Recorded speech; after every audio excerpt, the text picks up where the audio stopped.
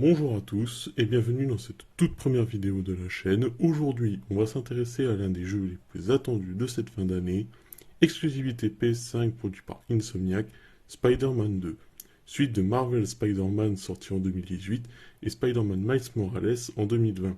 Comme vous le savez sûrement si vous regardez la vidéo peu de temps après sa sortie, nous venons de sortir du Summer Game Fest, événement qui met en avant notre passion pour le jeu vidéo. On a donc eu le droit à plein de nouveautés concernant le jeu, notamment 10 minutes de gameplay lors du PlayStation Showcase. Vous l'avez donc bien vu au titre et à la miniature de la vidéo, on va parler de l'histoire du jeu. Bien sûr, tout n'est que théorie, donc si les événements sont avérés vrais, je n'y suis entre guillemets pour rien, tout ce que je vais dire sera appuyé d'arguments, que ce soit sur des anciens jeux, sur des comics, ou encore des films, et plus selon les différentes annonces qui ont été présentées. Disclaimer pour vous dire qu'à la fin de la vidéo, il y aura un léger spoil sur Spider-Man Across the Spider-Verse, actuellement au cinéma, afin d'argumenter la fin de ma théorie. Commençons.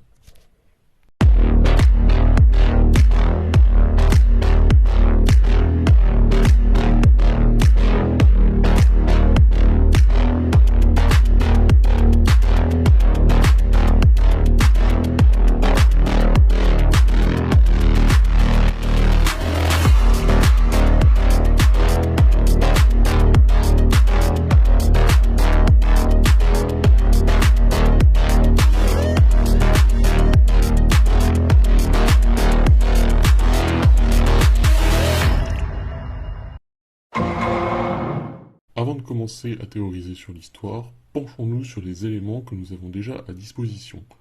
D'abord le gameplay de 10 minutes présenté lors du PlayStation Showcase.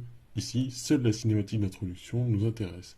C'est la première apparition de Kraven le chasseur, vendu comme l'antagoniste principal du jeu. Ce qui va particulièrement nous intéresser, c'est ce qui se passe sur la tablette montrée au chasseur, où on voit une carte de Manhattan et du Queens, zones qui seront normalement jouables dans le jeu. Sur cette tablette, on voit de nombreux personnages, des anciens comme de nouveaux. D'abord, dans les personnages que l'on connaît, on a Catwoman, personnage récurrent du premier jeu, Tombstone et Shocker, antagonistes secondaires, mais aussi Taskmaster qui nous donnait des objectifs aussi dans le premier jeu. On a aussi le Prowler, tous séparés sur la map. Nous avons aussi d'autres antagonistes bien connus, comme Fisk, Electro, ou encore le Docteur Octopus, tous regroupés au milieu de East River. Ce serait donc logique qu'il s'agisse de la prison du Raft, que l'on voit dans le premier jeu où on affronte les Sinister Six pour la première fois. Vos personnages, quant à eux, sont au nombre de deux. Le premier étant le Lézard, antagoniste qu'on ne présente plus. Paru dans les comics en 1963, il ressemble plus à un homme crocodile, selon moi, style gardé dans la série animée depuis 1967 jusqu'à aujourd'hui. Dans le film live action The Amazing Spider-Man, on part plus sur un lézard qui est selon moi immonde car trop pris au pied de la lettre. Et dans le jeu, du peu d'images qu'on a, on voit très clairement qu'on a plus à faire à un Godzilla miniature. Après, j'attends vos avis en commentaire sur le sujet. Côté, on a un personnage mystérieux du nom de Vrai, personnage très peu apparu, que ce soit dans les comics ou dans les dessins animés, mais beaucoup plus dans les anciens jeux. Vrai est en fait un personnage bien connu des joueurs du premier jeu, il s'agit de Yuri Watanabe, policière qui aide Peter tout le long du premier jeu. Dans le comics, le personnage est connu pour faire face au syndicat du crime de Mr. Négatif, antagoniste qui faisait partie des Sinister Six dans le premier jeu. Ce qui est des concept art, le premier nous montre les deux Spider-Man affronter Kraven et ses sbires. On peut voir que Peter n'a pas le symbiote à ce moment-là. On peut donc en déduire qu'il ne l'aura que après avoir rencontré Kraven au minimum une fois. Pour le second concept art, on voit les deux Spider-Man cette fois-ci affronter Venom. Il a été annoncé que Eddie Brock ne serait pas le Venom pour une histoire originale. Cependant, on sait que le symbiote a une capacité de s'adapter au corps et aux capacités de l'individu en gardant quelques résidus du pouvoir de l'autre précédent. Exemple pour confirmer, dans Spider-Man 3 de Sam Raimi, le symbiote donne à Eddie le pouvoir de Peter avec la capacité de faire des toiles, alors que dans le film Venom, on voit que celui-ci ne peut pas être tissé.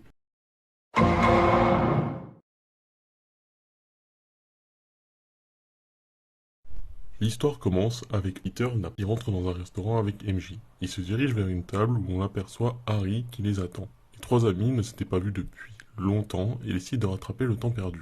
La session de discussion est assez longue où le joueur a la capacité d'interagir. Au même moment, Peter reçoit un appel de Miles. Celui-ci est en pleine course-poursuite contre Shocker et Tombstone. ceux-ci se dirigent vers Manhattan et le Queens. On a alors notre tout premier switch de personnage avec un Miles en pleine track sur le Queensboro Bridge, pont séparant les deux États de New York. Cette mission nous sert de tutoriel avec comment tisser les toiles, les esquives, les différents pouvoirs de Miles et autres. Lors de la course-poursuite arrive un second switch avec Peter où là aussi on apprend ses différentes capacités. La course se finit par la fuite des deux antagonistes car un accident oblige les deux héros à aller sauver les citoyens. Par la suite, une cinématique se lance, c'est celle qui a été présentée lors du PlayStation Showcase avec la première apparition de Kraven. Quelques mois plus tard, Kraven arrive en ville et commence sa chasse. Il décide de s'attaquer dès le début au Spider-Man. Le chasseur décide d'attaquer une banque pour attirer les deux héros. Miles est le premier à arriver et commence à affronter Kraven et ses sbires. Peu de temps après que celui-ci ait fini de braquer la banque. Commence un duel entre les deux. Problème, c'est que Kraven domine Miles très facilement, se demandant si c'est lui le vrai Spider-Man. Peter arrive aussitôt et commence à confronter Kraven et son armée. S'ensuit l'affrontement qui est clairement présenté sur le concept art qu'on a vu au Summer Game Fest. Les trouvant trop faibles, Kraven décide de battre en retraite et d'attendre qu'il soit plus fort.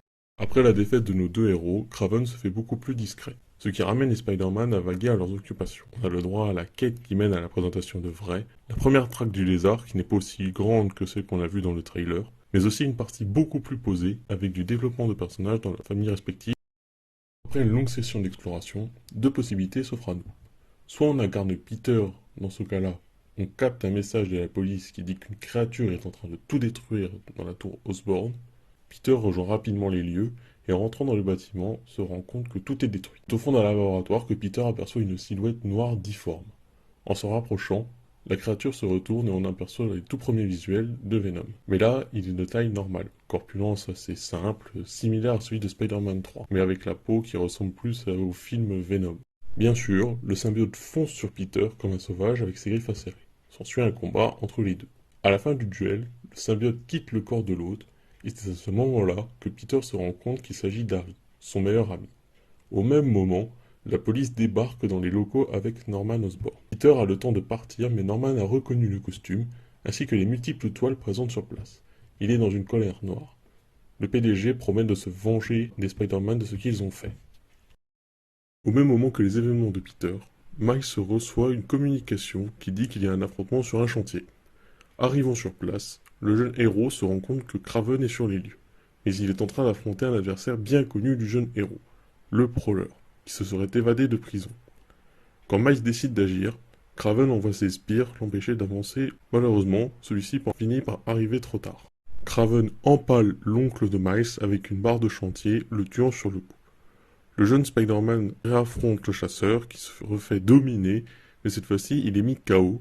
Par pitié, Kraven décide de laisser en vie, car pas au niveau de ses attentes. Après ces deux événements tragiques, Miles décide de faire une petite pause en tant que Spider-Man. Peter apprend le lendemain de son affrontement avec Venom que Harry n'est pas mort, mais dans le coma. Arrivé à l'hôpital, MJ et Peter apprennent par le médecin aux côtés de Norman que Harry a une maladie très grave, en l'occurrence celle que Norman a essayé de soigner en incubant son fils avec le symbiote sans savoir que celui-ci l'avait contaminé dans la scène post-générique du premier jeu. C'est dans une colère noire que Peter part de l'hôpital rentrant chez lui. Mais en dormant, celui-ci se fait contaminer par le symbiote, un peu à la manière de Peter dans Spider-Man 3. Au même moment, on a le droit à une cinématique où l'on voit Kraven au téléphone avec Norman Osborn, où celui-ci propose de le payer pour tuer les Spider-Man. Mais par fierté, le chasseur refuse. Le maire lui rajoute qu'il le veuille ou non, il sera payé. Après avoir accroché, un dézoom se fait et on voit Kraven en train d'étrangler jusqu'à l'étouffement un personnage. On arrivera à reconnaître le Shocker, preuve supplémentaire qu'il est sans pitié. On aperçoit par la suite que le chasseur est accompagné de Black Cat. Nous ne sommes pas encore au courant de pourquoi elle fait encore équipe avec lui. Après une longue exploration avec Peter pour mieux apprendre à maîtriser le costume du symbiote en allant affronter le gang de Tombstone qui fait des braquages de banque, celui-ci se rend compte à la fin du combat en rentrant chez lui que le costume est en lui. Au début, ça le fait un peu flipper, mais il se rend compte que finalement c'est vraiment pas mal, pour le cas où il faut agir rapidement. On peut juste après rejouer le personnage de Miles durant la phase d'exploration. La suite de la quête principale, le jeune Spider-Man arrive à espionner un camp mis en place par l'équipe de Kraven, dans un petit parc situé dans le Queens. Miles remarque que les équipes se dirigent vers la maison où se situe Peter. Je n'ai pas spécialement d'idée de pourquoi il est là-bas, S'ensuit toute la partie gameplay que l'on voit lors du PlayStation Showcase. Preuve supplémentaire que le costume de Peter est tout nouveau pour les soldats et que l'un d'eux dit très clairement que le nouveau gars a un nouveau costume et un autre le dit et quoi ses pouvoirs. D'ailleurs, durant cette phase de gameplay, Miles dit que le lézard est plus grand qu'avant quand il voit la mue. On peut donc confirmer que Connors va grandir de plus en plus s'il n'est pas arrêté. À toute fin de la séquence, on apprend que Peter veut se charger du lézard tout seul. Il irait donc dans les égouts pour rechercher le scientifique avec une technique qui pourrait être la même que celle utilisée lors de The Amazing Spider-Man, pour un clin d'œil. S'ensuivrait une course-poursuite où Peter évite de se faire tuer jusqu'à arriver dans une zone ressemblant à une raid. Le duel commence. Au même moment, on switch sur Miles qui va dans le bureau du Dr Connors et essaie de trouver le remède. On re-switch sur Peter. Arrivé à la fin du combat, Peter commence à avoir un pic de colère et commence à vouloir mettre un coup de grâce au lézard, mais Miles arrive pile au bon moment, ce qui le retient de mettre le coup fatal. Après avoir soigné Connors et l'avoir livré à la police, les deux Spider-Man se retrouvent sur un toit et commencent à se disputer sur le comportement que Peter a eu aujourd'hui, même que celui-ci refuse de dévoiler à Miles l'origine de son costume. On a le droit par la suite à une cinématique entre Peter et MJ quand celui-ci rentre le soir à l'appartement. Là encore, le couple se prend la tête et Peter pousse MJ violemment contre un meuble lui faisant mal. Elle décide de partir en disant à Peter qu'elle ne le reconnaît plus depuis quelques jours. Une longue session d'exploration, des quêtes secondaires et des quêtes principales mineures dans l'histoire du jeu, comme l'alliance entre Vrai et Peter, comme aussi bien la traque de Black Cat qui vole des nombreuses œuvres d'art et des objets précieux, et qu'on essaie de savoir pourquoi elle travaille avec Kraven, mais sans réponse. Peu de temps après, les Spider-Man n'ont toujours pas retravaillé ensemble depuis leur dispute. Mais ils devront faire à nouveau équipe, car Kraven réapparaît, mais cette fois-ci, décide de s'attaquer à du gros calibre, la prison du Raft. Après être arrivé sur place, le chasseur détruit la prison, un peu comme l'avaient fait les Sinister Six dans le premier jeu. Deux héros arrivant sur place, ils doivent affronter les sbires de Kraven, en plus des nombreux prisonniers évadés. Après avoir affronté de multiples vagues, Peter et Miles rentrent dans le secteur où se situent les prisonniers les plus dangereux. En rentrant dans la salle, ils aperçoivent Kraven en train d'interroger les différents vilains, comme Fisk, Electro, Octopus ou encore Connor, mais aussi le vautour. Le problème, c'est que tous ont perdu leur pouvoir et ne sont donc plus une menace. Kraven commence à s'énerver car il n'a pratiquement aucun trophée de cette longue chasse. Les deux Spider-Man arrivent au même moment. Après une courte discussion, le combat commence enfin. Le problème c'est que Peter veut trop se la jouer perso, au point de bousculer Miles. Celui-ci se prendra par la suite un grand uppercut de la part du chasseur, étant à terre sur le coup. Un switch sur Peter, où celui-ci domine le chasseur sans difficulté grâce au symbiote. Voyant qu'il est trop faible, Kraven commence à battre en retraite, avec ses soldats en laissant la prison à feu et à sang. Poursuivant Kraven, Peter ne fait même pas attention à ce qui l'entoure, au point de pousser un gardien dans les flammes, mais rattrapé de justesse par Miles. Arrivé à l'extérieur, Peter n'arrive pas à rattraper le chasseur, mais se fait assommer aussitôt, puis écran noir. En se réveillant, Peter se rend compte qu'il est dans une cellule. Ne comprenant pas, le héros commence à s'énerver, mais il est interrompu par Fisk, présent dans la cellule d'en face. Miles arrive aussitôt avec Yuri Watanabe et le chef de la prison pour expliquer à Peter qu'il est trop dangereux et que ce serait à cause de son costume. L'homme araignée se mit à exploser de rage, laissant le contrôle total au symbiote qui commence à frapper les murs de toutes ses forces. Le chef de la prison rassure en disant qu'il ne peut pas sortir, mais soudainement le mur se fissura, laissant la possibilité au symbiote de passer dans le mur et ainsi le briser, activant l'alarme de la prison. Miles n'aura malheureusement pas le temps de rattraper Peter. Après une séquence d'exploration avec Miles, Yuri le contacte pour lui dire que la police a repéré une ombre noire se balader d'immeuble en immeuble. Ce suit donc une course-poursuite entre les deux Spider-Man. Les deux héros finissent par arriver dans la mairie de Manhattan. Petite cinématique se lance où l'on voit les deux Spider-Man parler avec un discours un peu à la Anakin versus Obi-Wan avec Peter qui se croit littéralement invincible. Au même moment, on peut voir à l'étage supérieur Norman Osborn car celui-ci est encore maire de la ville comme dans le premier jeu. Alors là, on arrive à un moment clé de l'histoire, l'affrontement entre les deux héros. Même si j'aurais aimé qu'on ait la possibilité de choisir quel personnage jouer, c'est quasiment sûr que le jeu nous fera jouer Miles. Le combat commence, des bureaux volent, des murs se brisent, on passe d'une pièce à l'autre du bâtiment. Mais au moment où Peter domine Miles, celui-ci se rend compte que les pouvoirs électriques affaiblissent beaucoup le symbiote. J'appuierai cette idée en disant que lors de l'annonce de la date du jeu, le symbiote recouvrant l'écriture se fait exploser par de l'électricité bleue, ressemblant à celle de Miles. Le duel dure donc à un certain moment avec une victoire de Miles face à Peter devenu extrêmement faible, au point où le symbiote décide de quitter le corps de Peter. Au moment où Peter s'excuse auprès de Miles, un explosif rentre dans la pièce, éjectant les deux héros de chaque côté. Soudain arrive Kraven, accompagné de ses soldats et avec surprise de Black Cat. Kraven arrive à prendre Peter à leur KO, mais aussi à mettre le symbiote dans une capsule pour pas qu'il ne s'échappe. Mais au moment de récupérer Miles, une fumigène est lancée dans la pièce. Miles se fait tout à coup rejoindre par Vrai et Black Cat. On apprend que les deux étaient en contact depuis l'assaut de la prison. Les trois individus s'étant échappés, Kraven décide de partir avec les deux trophées dans sa base. Miles se réveille quelques heures après les événements dans un appartement, lui de Vrai, alias Yuri. La super-héroïne commence à expliquer à l'homme araignée ce qu'il s'est passé, mais Black Cat surgit par la fenêtre et rajoute que Kraven est sans pitié et qu'il attendra que Peter soit en meilleure forme pour l'affronter et le tuer. Miles lui demande alors pourquoi elle travaillait avec lui. La voleuse répond qu'elle n'avait pas d'autre choix de trouver Spider-Man car le chasseur est au courant qu'il y avait eu du flirt entre les deux. Si elle ne le faisait pas, Kraven la tuerait. Se prépare alors une offensive sur la base de Kraven pour sauver Peter. Les trois héros décident d'attaquer discrètement dans un premier temps pour supprimer une partie de l'armée avec un système de ping pour que Vrai et Black Cat effectuent le travail avec vous. Après s'être débarrassé d'une partie de l'armée, Miles se décide de rentrer dans le bâtiment principal. Là, sur son trône, Kraven attendait le héros, mais celui-ci est rejoint par les deux coéquipiers. S'ensuit une discussion entre les deux adversaires. On apprend donc le passé de Kraven avec une phase de gameplay où on le joue. Après une longue discussion, le chasseur propose un combat singulier à l'homme araignée. Cette fois-ci, ce sera un combat à mort.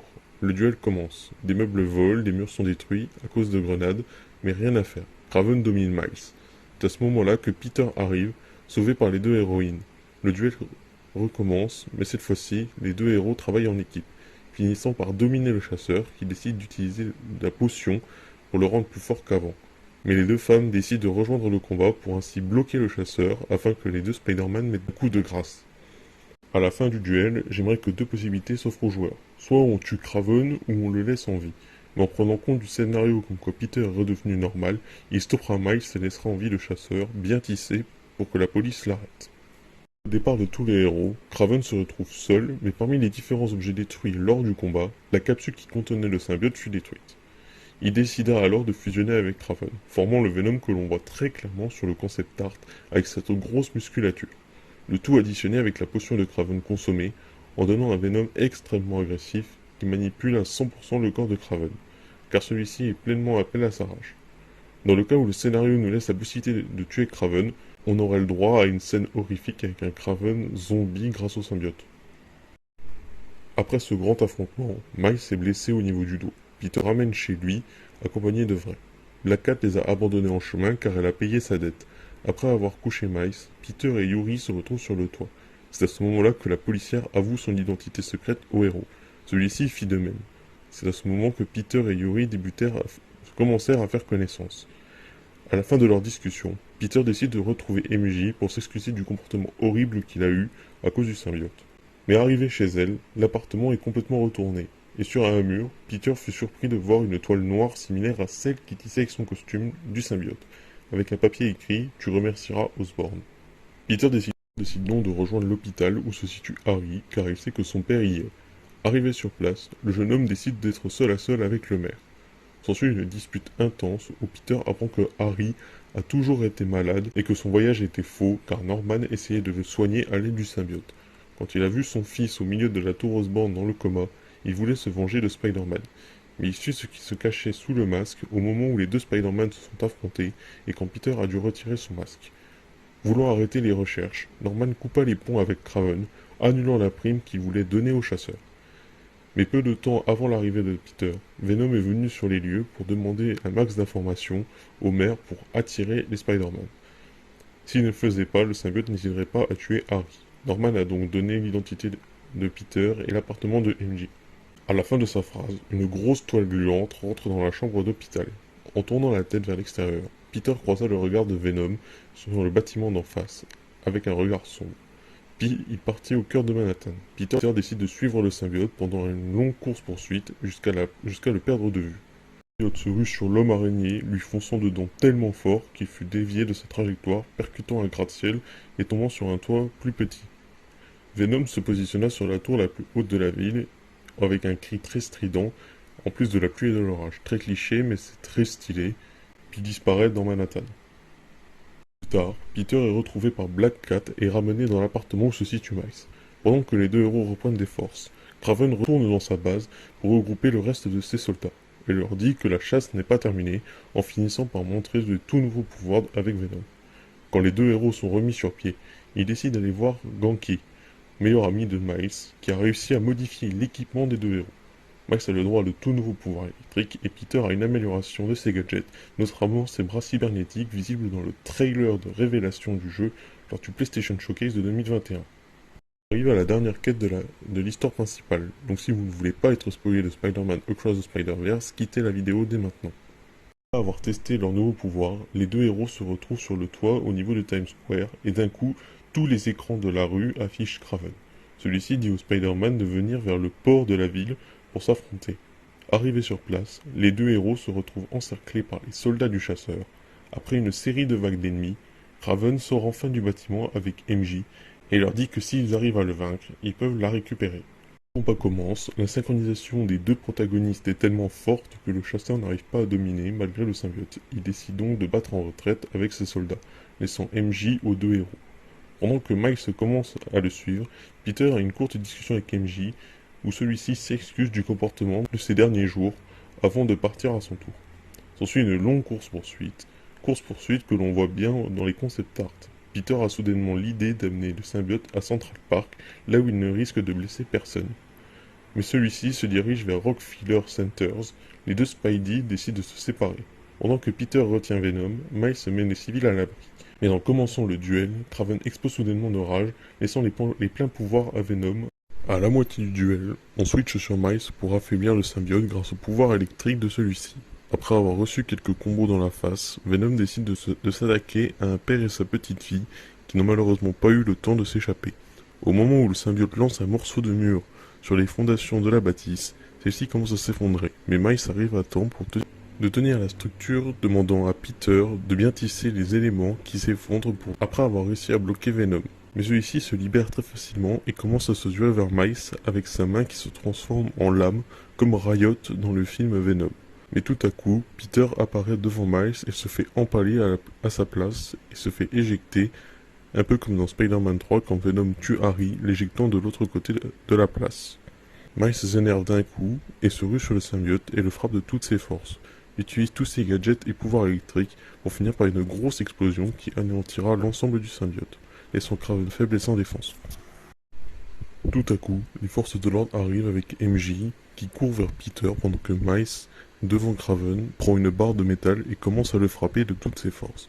Mais au moment de le mettre le coup de grâce, il entend une petite voix, celle de Peter qui lui dit que c'est terminé et qu'il ne doit pas basculer. Le jeune héros lâche la barre et court vers Peter pour voir s'il va bien, mais celui-ci ne survivra malheureusement pas.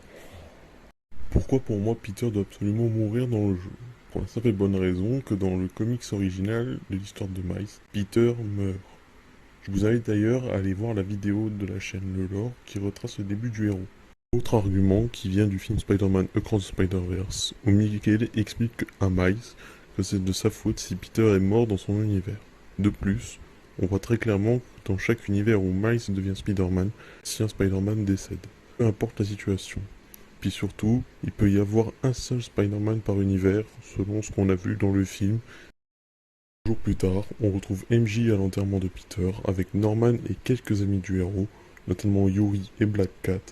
Arrive aussi Miles qui enlace MJ, en lui disant qu'il est désolé de ne pas avoir réussi à le sauver. Ça, elle rétorque qu'elle connaissait les risques et que Peter a toujours été fier de Miles pour ce qu'il a apporté à la ville. Le jeu se termine sur une scène de voltige de Miles entre les différents immeubles de Manhattan. Bon voilà, on arrive officiellement à la fin de cette théorie sur l'histoire de Spider-Man 2. Je rappelle que ce ne sont que mes attentes personnelles, j'espère que le jeu sera quand même mieux écrit que ça. Bien sûr, je ne suis pas allé dans les détails, notamment dans les relations que chaque héros aura, que ce soit avec les amis ou encore la famille, notamment la famille de Miles ou la relation amoureuse entre Peter et MJ. Je vais aussi passer les détails des différentes quêtes secondaires, car la vidéo fera sinon 5-10 minutes de plus, et elle est déjà assez longue. Je vous remercie d'avoir regardé cette vidéo. Comme dit au début, c'est ma première vidéo de la chaîne, donc il y a beaucoup à améliorer, que ce soit au niveau du montage, du mixage son, mais aussi de moi, comment je parle, ou que ce soit des changements d'intonation et de vitesse. N'hésitez pas à me proposer des idées pour améliorer tout ça. Je vous souhaite une bonne journée ou une bonne soirée, et à la prochaine.